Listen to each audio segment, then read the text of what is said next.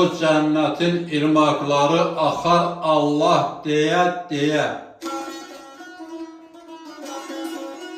Çıkmış İslam bülbülleri okar Allah diye.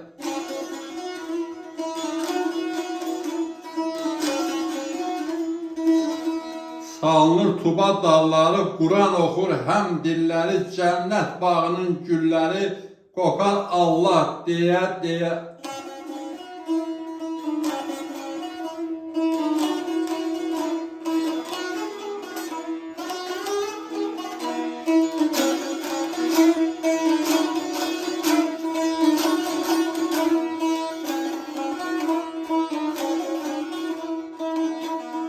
Kimi yer, kimi içer, hep melekler rahmet saçar.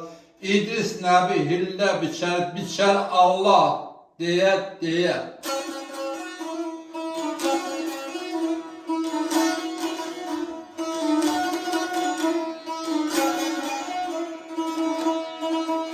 Hep nurdanlı direkleri, gümüşlenli yarpakları, uzandıkça budakları biter Allah diye.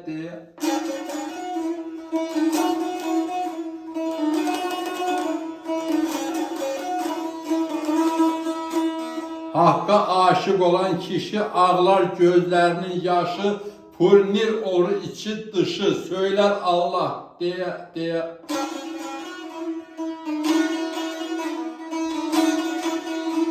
Ne dilersen haktan dile, kılavuz ol doğru yola, bülbül aşık olmuş güle, öter Allah diye.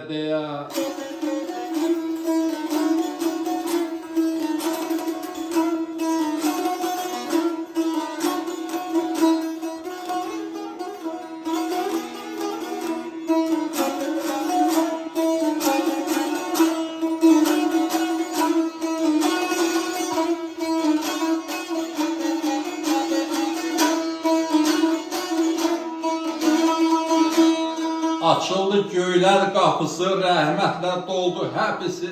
8 cennetin kapısı açar Allah diye.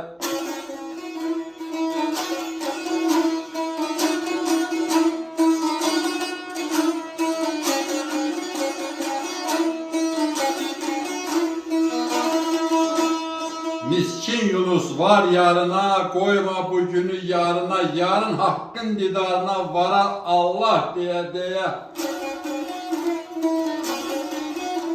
Yarın hakkın didarına varar Allah diye, varar Allah diye.